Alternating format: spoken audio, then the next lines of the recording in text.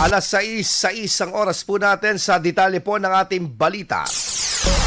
Inilunsad po sa Dagupan City ang Bakuna Eskwela Program, isang school-based immunization drive na naglalayong maprotektahan ang kalusugan ng mga mag-aaral laban sa mga sakit na maaaring maiwasan sa pamamagitan ng bakuna.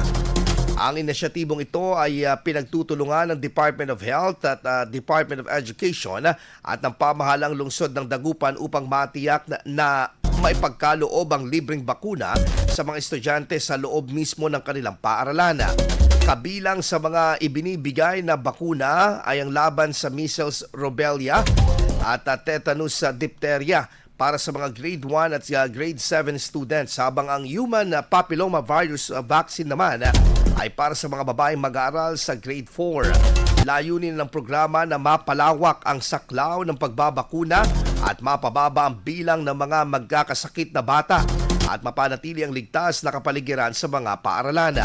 Ayon sa City Health Office, ang Bakuna Eskwela ay bahagi ng pagpapatibay ng kampanya sa kalusugan ng lungsod upang matiyak ang kaligtasan at kagalingan ng mga batang Dagupenyo. IFM News. IFM News.